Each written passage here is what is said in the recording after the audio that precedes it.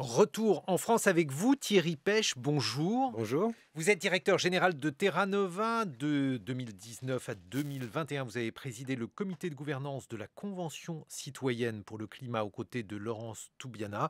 Vous êtes l'auteur de plusieurs essais dont Le temps des riches et Insoumission. Je vous ai invité pour évoquer la rentrée politique et notamment la rentrée politique du président de la République, Emmanuel Macron, lequel a décidé de frapper les esprits mercredi dernier en ouvrant son premier conseil des ministres par une mise en garde avec des propos très forts que je vais vous demander d'analyser. On va écouter un extrait donc de ce conseil des ministres de rentrée le 24 août dernier. Ce qui est inédit, c'est que cette intervention a été diffusée.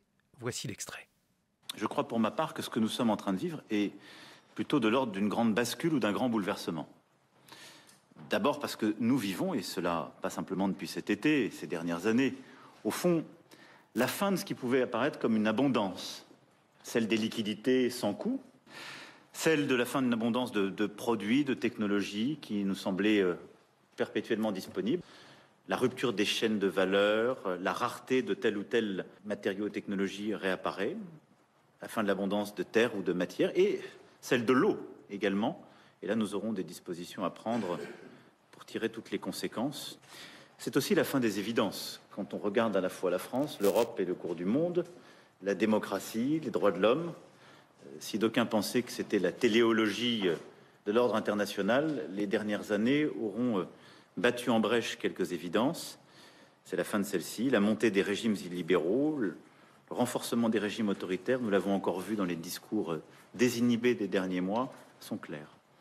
Et c'est, je dois le dire aussi, la fin pour qui en avait d'une forme d'insouciance. Aujourd'hui, jour pour jour, la guerre a repris il y a 6 mois en Europe. Et pour beaucoup de générations dans notre pays, la guerre était une réalité qui n'existait plus sur le sol européen. De la même manière, la crise climatique, avec toutes ses conséquences, sont là, perceptibles. Et de nouveaux risques aussi apparaissent, ces derniers jours l'ont montré, comme le risque cyber. Un extrait donc de l'intervention d'Emmanuel Macron lors du Conseil des ministres du 24 août dernier, avec des mots très forts, grande bascule, fin de l'insouciance et puis fin de l'abondance. C'est probablement l'expression qui a été la plus commentée. Que pensez-vous des choix de termes du président de la République, Thierry Pêche ? Alors, on a un président qui goûte le style intellectuel, voire philosophique de l'expression politique, ce qui surprend parfois nos partenaires européens. Je parlais récemment avec des Espagnols qui me disaient s'étonner de ce type de style, parler de téléologie en direct. Il faut même devant les peut-être Français. d'ailleurs dire ce qu'est la théologie. La téléologie, c'est l'idée qui vous semble conduire l'histoire, c'est-à-dire ce que vous mettez en avant de vous dans le temps et qui expliquerait finalement le cours des événements.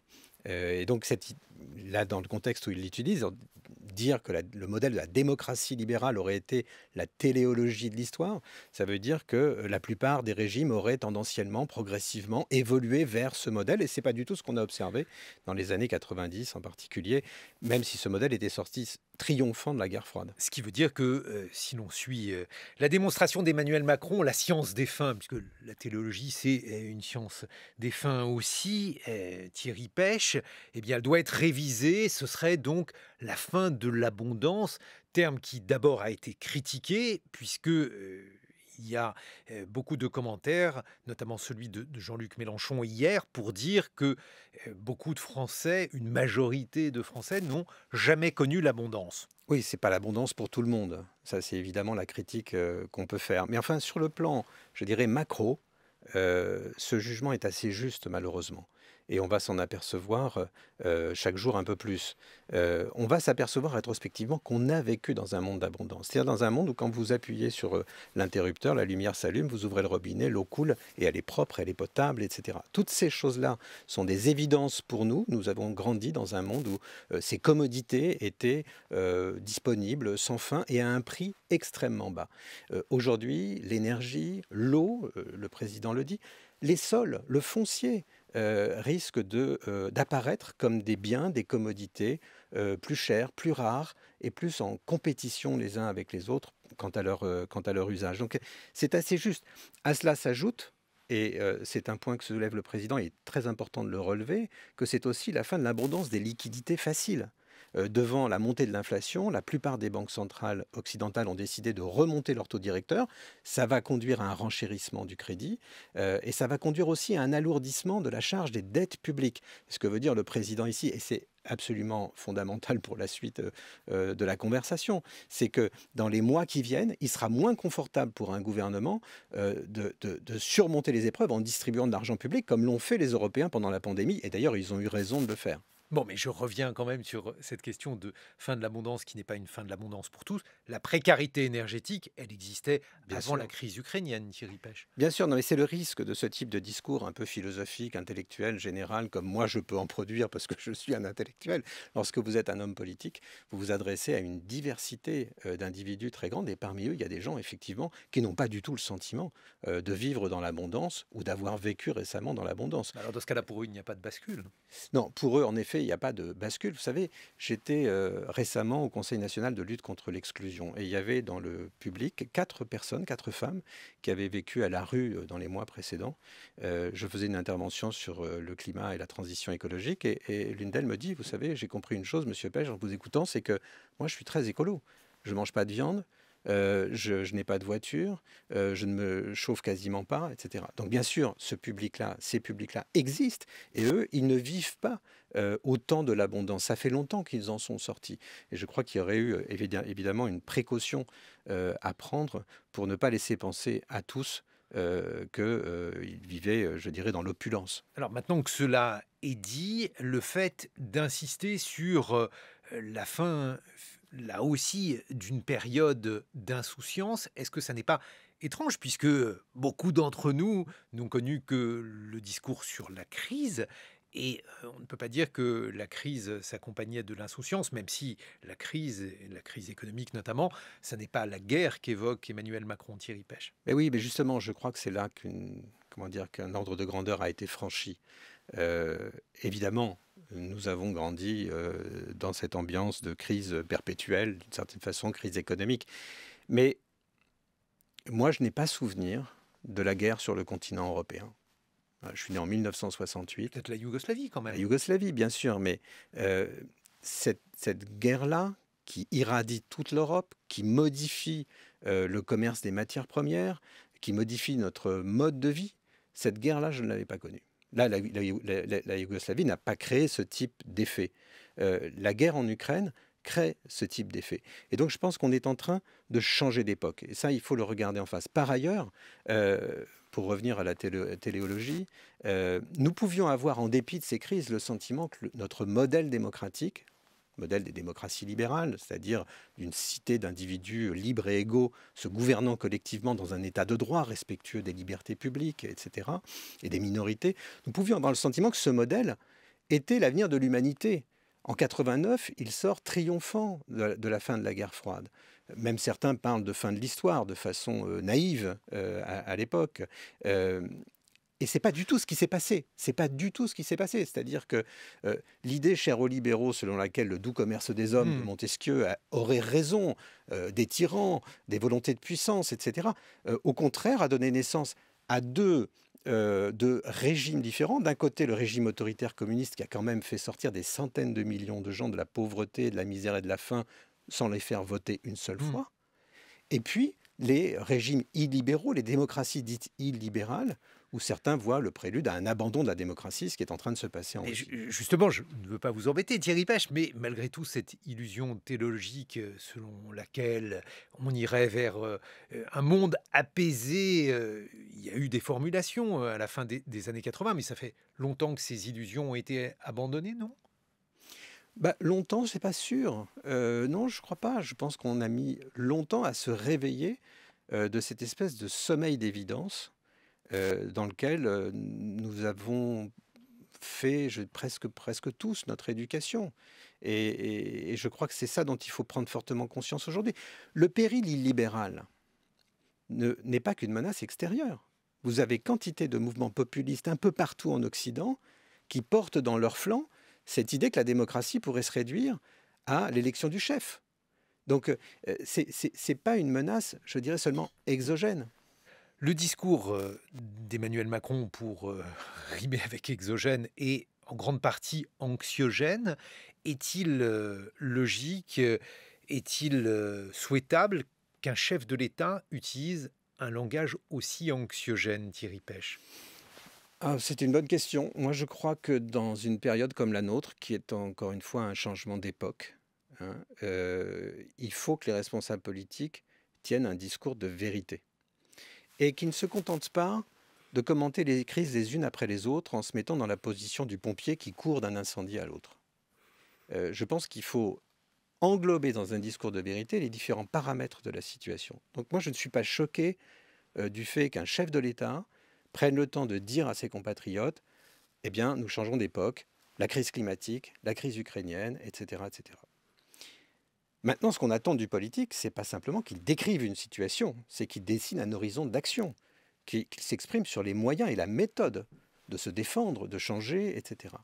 Et là, je trouve que c'est là que devrait porter le débat politique sur ce qu'a dit Emmanuel Macron. On peut critiquer une maladresse sur fin de l'abondance, si vous voulez, mais au fond, ce qui est désigné par ces mots me semble relever d'un diagnostic relativement objectif. Par contre, les conclusions politiques qu'on en tire méritent discussion. Moi, par exemple, je ne suis pas complètement satisfait de ce que j'entends en matière de justice et d'équité. Je crois que dans la crise que nous allons vivre, dans laquelle nous sommes en train d'entrer, l'équité et la justice seront, la cohésion sociale, seront absolument décisives. Or, je n'ai pas l'impression que ce soit, par exemple, le moment de baisser les impôts, je n'ai pas l'impression que ce soit le moment de repousser d'un revers de main l'éventualité de taxer les superprofits, etc. On va revenir là-dessus, Thierry Pêche, mais toujours sur la dimension anxiogène, c'est quand même un point constant dans la rhétorique d'Emmanuel Macron, peut-être depuis le début de la crise du Covid.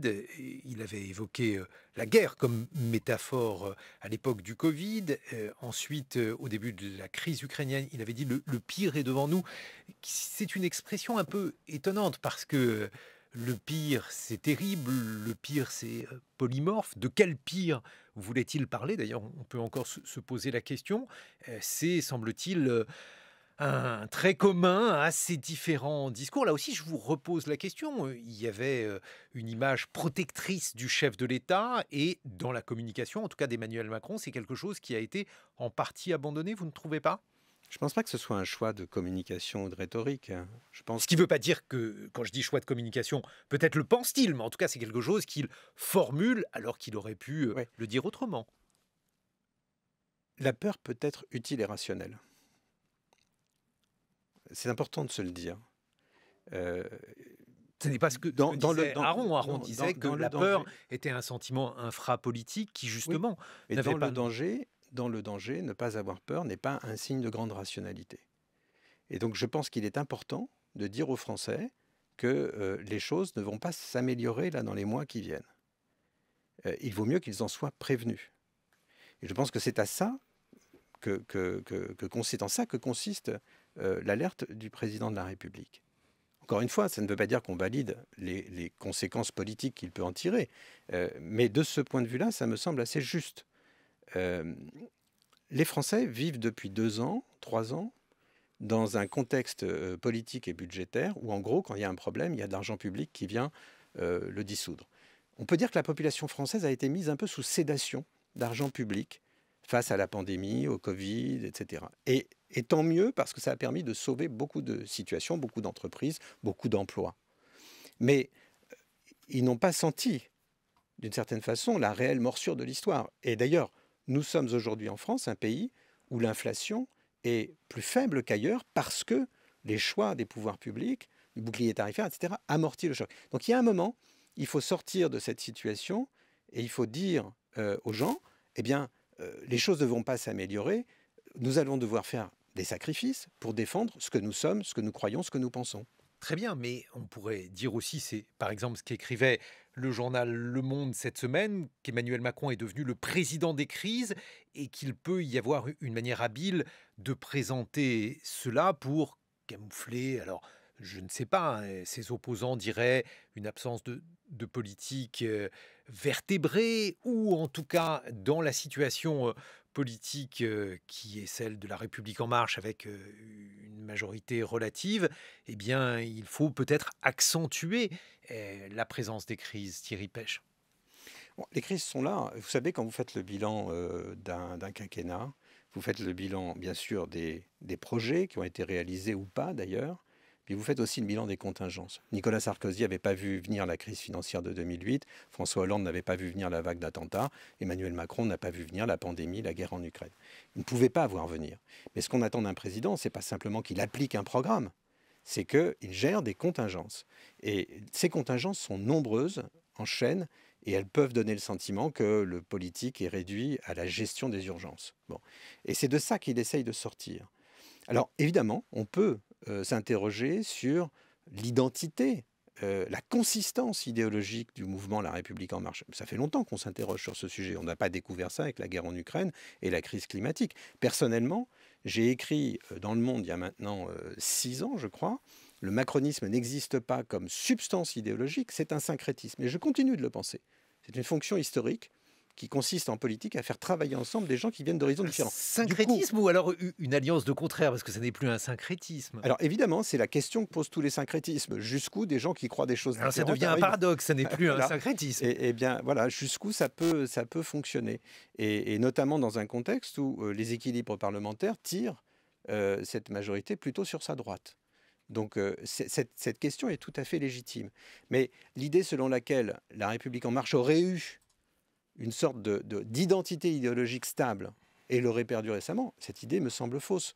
Il y a longtemps que le problème est posé, et en tout cas, moi, la réponse que j'y apporte n'est pas celle d'un credo consistant qui aurait été perdu, mais plutôt d'un syncrétisme. Mais vous voyez bien comment je mets cela sur le compte d'un observateur qui verrait les choses très froidement et peut-être de manière cynique aussi, mais le fait d'apporter des réponses aux crises et non pas de fournir une politique unifiée, ce peut être une forme de facilité pour le politique.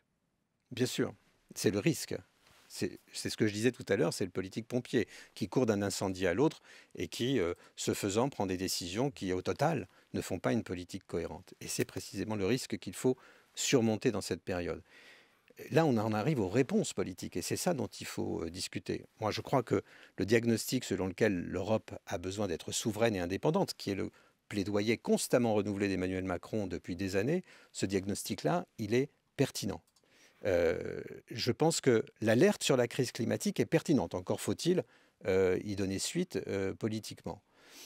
Je pense en revanche que pour traverser ces périodes, l'équité, la justice, la cohésion sociale doivent être préservées et qu'elles ne le sont pas suffisamment aujourd'hui. C'est là, me semble-t-il, l'incohérence majeure de la situation présente. Thierry Pech, vous êtes directeur général de Terra Nova. On vous doit notamment le temps des riches et Insoumission. On se retrouve dans une vingtaine de minutes pour continuer d'évoquer cette rentrée politique, pour voir dans quelle mesure cette fin de l'abondance, cette fin de l'insouciance obligerait Emmanuel Macron à édicter une politique différente. Comment amortir le choc de la guerre en Ukraine, le choc de la crise qui s'ensuit. En attendant, il est 8h sur France Culture et je vous souhaite un excellent réveil.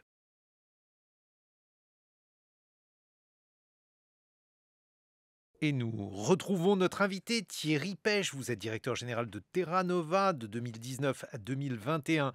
Vous avez présidé le comité de gouvernance de la Convention citoyenne pour le climat aux côtés de Laurence Toubiana. On vous doit plusieurs essais, parmi lesquels on peut citer Le temps des riches et Insoumission. Une réaction à ce que vient de dire Jean Lémarie dans son billet politique, la manière de faire de la politique.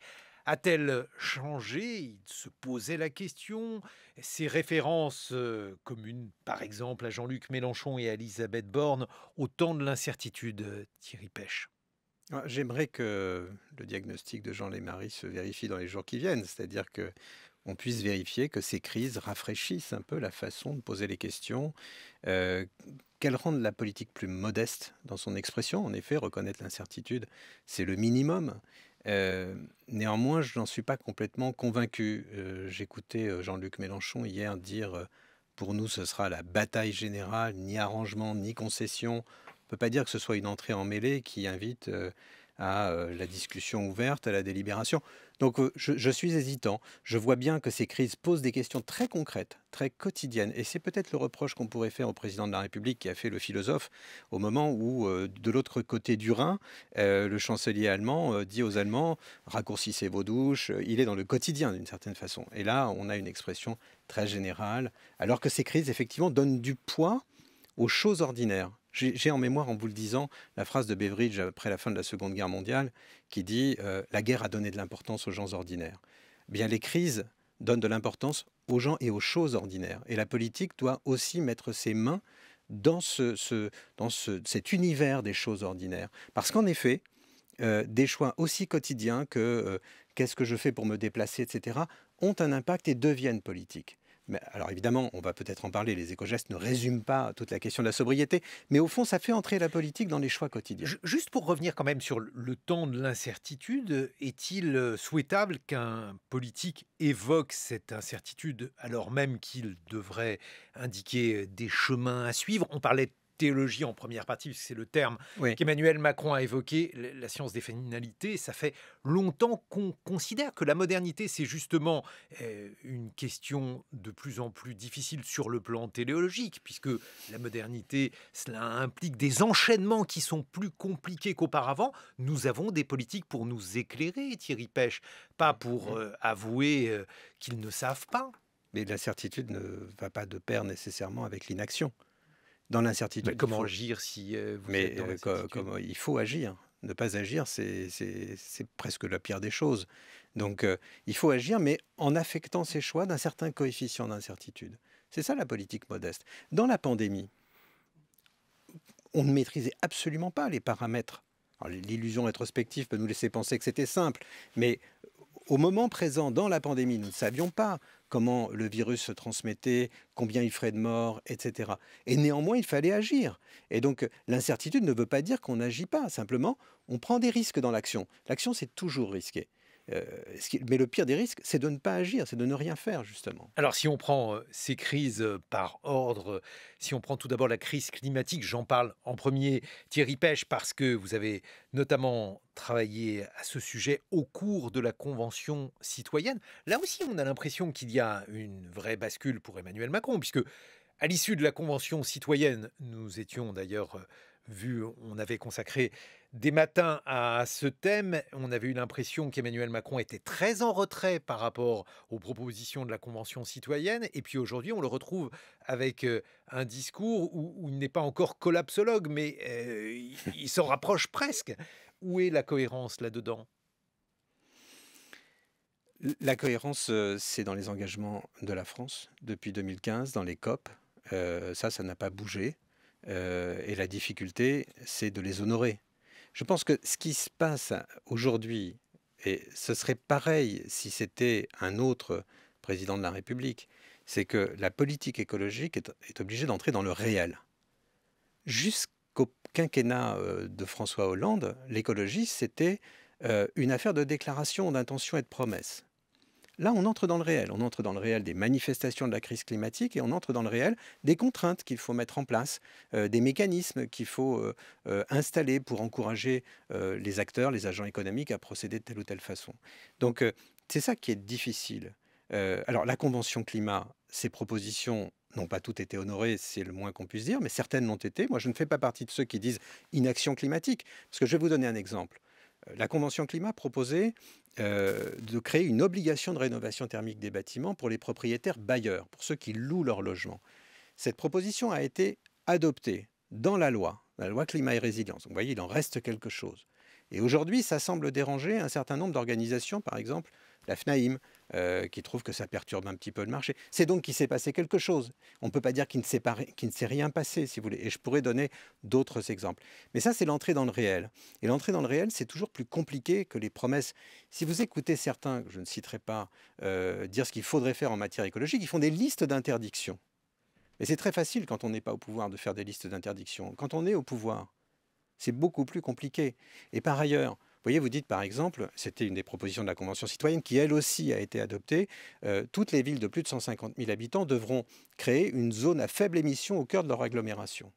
Bon, vous avez, je crois, 33 villes de ce type, hein. Certaines l'ont déjà fait, d'autres pas. Mais il y a des gens qui ont un usage professionnel quotidien de la ville. Prenez les livreurs. Je ne pense pas à UPS ou Amazon, mais aux artisans livreurs. Eh bien souvent, ils ont une vieille voiture, critère 3, 4, parfois 5, hein, qui ne pourra pas entrer dans la zone à faible émission. Donc on peut créer des normes et dire désormais ne pourront entrer dans cette zone à faible émission que tel type de voiture. Mais le jour où ça arrive, et le jour où ça menace des emplois, vous êtes obligé de discuter, d'aller chercher ces gens, de leur dire comment vous pouvez acheter un autre véhicule. Quel crédit va vous faire le banquier? C'est cette discussion, c'est ça la prose de la vie politique. C'est de la négociation. C'est moins lyrique hein, que la fin de l'abondance, la fin de l'insouciance. Mais c'est ce travail qu'il faut faire autour d'une table pour que les choses deviennent possibles pour les gens, pour les vrais gens, si vous voulez. Sinon, on n'y arrivera pas. Donc, ce que je veux vous dire, c'est que l'entrée dans le réel, c'est aussi la transformation du discours politique sur l'écologie, d'une forme de lyrisme annonciateur à une pratique presque contractuelle, quotidienne de la transformation. Mais alors, même chose si on reprend la question du temps de l'incertitude, et notamment au sujet de l'incertitude climatique. On a une partie de la France, des Français, qui ont fait un certain nombre de sacrifices. On parlait de précarité énergétique tout à l'heure, et il va falloir que ces Français en fassent encore plus. Est-ce que le lien social qui semblait fragilisé peut se maintenir ou en tout cas ne pas continuer à se détricoter alors même que l'on va demander des sacrifices et que nous ne sommes pas égaux devant ces sacrifices, Thierry Pech? Pour moi, c'est la grande question. C'est-à-dire qu'il y a des gens dans notre pays qui font déjà des sacrifices et qui ont le sentiment que le temps de l'abondance, c'est pas pour eux, ça n'a pas été pour eux. Ceux-là, il faut les aider. Il ne faut pas leur en demander plus, il faut les aider davantage. En revanche, il y a toute une catégorie de personnes qui n'a pas besoin d'être aidée. Et je vais même vous dire, qui ne doit pas être aidée pour être poussée à investir. Moi, je suis choqué de ce que les ristournes à la pompe concernent tout le monde, y compris le type qui roule en Porsche Cayenne à 150 sur l'autoroute. Qui n'a absolument... Sur l'autoroute, vous n'avez pas le droit. Je sais, je le fais exprès. Parce que c'est deux dimensions du problème. Le poids de la voiture, le coût de la voiture, sa consommation d'énergie. Et effectivement, quand on roule vite, on consomme plus. Et en plus, on ne respecte pas les règles. Non seulement cette personne n'a pas besoin d'être aidée, mais il ne faut pas qu'elle le soit pour être incitée à faire autre chose, à acheter un autre véhicule, à rouler autrement, à changer sa chaudière, etc. Et donc, moi, je pense que ces dispositifs, comme le bouclier tarifaire, comme les ristournes à la pompe, qui sont indiscriminés du point de vue social, ne sont pas bons. Il faut au contraire ne pas aider ceux qui n'en ont pas besoin et leur demander la solidarité, pour concentrer les efforts sur...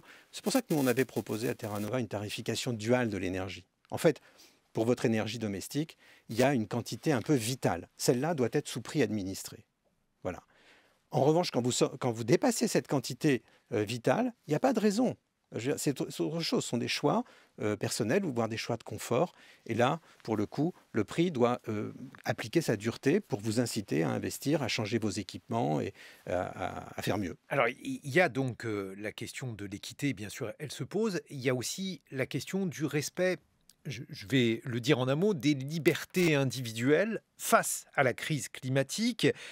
Vous ne citiez pas de nom, mais on a entendu un certain nombre de propositions, interdiction ou taxation des jets privés, interdiction des piscines privées. On a même évoqué la question du barbecue. La crise climatique impose de prendre des dispositions. Ces dispositions ne seront pas peut-être toutes populaires. Que faut-il faire? Est-ce que là aussi, cette bascule, ça signifie qu'il va falloir changer nos modes de vie, y compris de manière coercitive si besoin? Les normes ne sont pas que les normes que décide le politique ou le législateur, ce sont aussi les normes sociales, les normes que produit la société. Et on est en train de construire des normes sociales. Le débat sur les jets privés est le signe de la construction progressive de normes sociales, de normes de comportement. Bon. Sur les jets privés, je vais vous dire le fond de ma pensée. Qu'il faille les réguler, certainement. Qu'une taxe permette de les réguler, certainement pas. Parce qu'il faudrait vraiment qu'elle soit très forte pour dissuader des gens très riches de le faire. Par contre, qu'on puisse dire la règle qui s'applique à l'aviation commerciale, c'est-à-dire interdiction des vols domestiques pour lesquels il existe une alternative ferroviaire de 2h30. C'est ce que dit la loi climat et résilience. Que cette règle qui s'applique à l'aviation commerciale s'applique aux jets privés, me semble légitime. Et là encore, on est dans le registre de l'exemplarité. Il n'y a pas de raison, et les Français ne comprendraient pas, que des gens très riches puissent s'excepter de la norme qui s'applique à l'aviation commerciale en Mais général. il est plus Mais facile de ça, Guillaume Erner, c'est pas de l'interdiction, c'est de la régulation. il est plus facile de réguler les jets privés que, mettons, les barbecues, parce que je n'ai pas les statistiques, mais je crois qu'il y a plus de barbecues. Je sens que le barbecue et la piscine privée vous attirent. Écoutez, cela ressemble plus à l'été déjà, Thierry Pêche, mais en tout cas, ce qui est certain, c'est que ces deux objets peuvent témoigner d'un mode de vie qui, là, est un mode de vie beaucoup plus répandu. Et si on doit modifier nos habitudes, si ces habitudes ne sont pas modifiées par, disons, des normes communes, mais s'il faut le faire par la loi, est-ce que l'on ne va pas justement aller dans une véritable bascule avec ce qui a souvent été évoqué, le fait de dire notre système démocratique, celui qui permet à chacun de mener sa vie comme il l'entend, eh bien ce système va devoir être révisé du fait de la crise climatique qui va imposer plus que des sacrifices, c'est-à-dire peut-être des interdictions, alors je ne sais pas, interdiction de toute activité qui serait polluante. Lao Tse, je crois, dit quelque chose comme gouverner un pays, c'est comme cuisiner un petit poisson. C'est délicat. Revenez au barbecue. C'est délicat. C'est délicat, il faut faire attention. Je pense que tout ce qui est de nature a suscité des convulsions sociales et de nature à freiner la transition écologique. Et donc doit être approché avec circonspection et prudence. S'attaquer au barbecue, franchement, si on veut mettre en colère la France populaire, c'est ça qu'il faut faire. Est-ce qu'on a besoin de mettre en colère la France populaire? Non. Au contraire, on a besoin de créer une écologie populaire. C'est-à-dire d'amener ces gens sur le chemin de la transition écologique. Pas par la contrainte seulement, mais aussi par le désir de participer à une aventure collective. Et ça, on n'a pas su le faire. Quand je dis on, même les écologistes n'ont pas su le faire. Ils ont créé une écologie des centres-villes. Et c'est très bien, il fallait le faire. Hein. Mais je veux dire, aller chercher les classes populaires, les gens qui sont les plus modestes, pour leur dire, entrez dans le mouvement, apportez votre contribution au mouvement. Ça, on n'a pas su le faire, et il faut le faire. C'est un peu ce qu'on avait cherché à faire avec les chèques verts. Je ne sais pas si vous vous souvenez de cette proposition qu'on avait faite avec Daniel Cohen, Philippe Martin et quelques autres. Au sortir de la pandémie, on disait, bon, les plus modestes n'ont pas épargné pendant la pandémie, au contraire. Et donc, il faut les aider à relancer leur consommation, mais pas de façon indiscriminée, pas comme ça en augmentant les salaires. Qui vous dit que quelqu'un qui gagnerait demain 500 € de plus les dépenserait à des consommations vertes et vertueuses? Personne. Et donc, apporter des subsides publics qui doivent être dépensés dans une certaine catégorie de biens et de services pour favoriser la transition écologique, c'était ça l'idée des chèques verts. Vous avez travaillé pour la Convention citoyenne, vous l'avez organisée, Thierry Pêche. Il y a aujourd'hui un projet qui est d'abord ainsi que le Conseil national de la refondation, puisque les contours apparaissent aujourd'hui flous. Il a été évoqué par Emmanuel Macron. Est-ce que vous avez un avis, un souhait en matière de Conseil national de la refondation? À quoi un tel conseil pourrait-il servir? S'agit-il d'une bonne idée ou bien s'agit-il, c'est Bruno Retailleau qui a dit ça ce week-end, d'un bidule macronien? C'est Bruno Retailleau doit avoir des informations que je n'ai pas. Moi, sous réserve d'informations complémentaires, Alors, le bidule péchien, je si réserve vous deviez donner un conseil. Je vous en prie, Guillaume, restez courtois.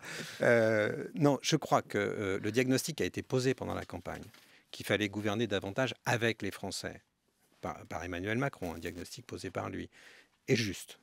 Maintenant, la méthode pour le faire, elle reste un peu à inventer. On a fait le grand débat national, vous vous en souvenez, la Convention citoyenne pour le climat dont je me suis occupé. Tous ces dispositifs ont des avantages et des limites. Il faut en tirer les enseignements. J'ai essayé de le faire dans un livre que j'ai publié il y a 1 an. Là, il y a un autre objet qui semble se profiler, qui est le Conseil national de la refondation, et derrière les COP santé, COP école, conférence des parties, dans lesquelles on réunira toutes les parties prenantes de la communauté éducative, de la communauté sanitaire, etc. Bon, ce sont de nouvelles expériences. J'attends de voir. C'est pas facile à mettre en œuvre, mais je pense que ça cherche à répondre à une question qui est hautement légitime. Il faut plus étroitement associer les Français à la décision publique à l'échelle locale comme à l'échelle nationale. On va trouver les moyens. Vous savez, Rome, c'est pas fait en un jour. On n'a pas trouvé un jour dans un paquet cadeau les règles de la démocratie représentative qu'on pratique depuis des décennies. Oui, mais vous avez Eh bien, c'est pratiqué. pareil pour la démocratie délibérative, participative. Elle cherche son chemin, elle cherche ses outils. Et je crois qu'il ne faut pas se précipiter de graver dans le marbre des modèles qui s'avéreraient demain insatisfaisants. Mais vous avez vu les difficultés de la Convention citoyenne pour la question du climat, qui est une question large, mais qui est une question malgré tout circonstanciée.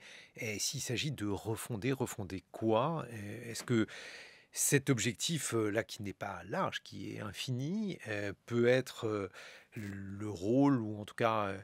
Je vais vous dire, d'après l'expression d'Olivier Véran, je crois, il s'agira d'abord de partager des diagnostics entre des gens qui ne semblent pas partager grand-chose aujourd'hui.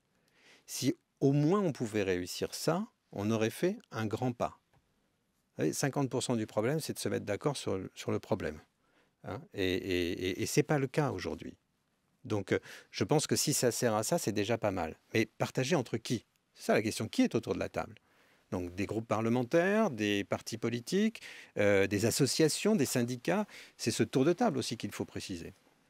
Merci Thierry Pech de nous avoir éclairé sur cette rentrée politique. Je rappelle le titre de vos ouvrages: Le Parlement des citoyens, la Convention citoyenne pour le climat, dans la collection La République des idées au seuil, où vous évoquiez justement votre expérience de la Convention citoyenne.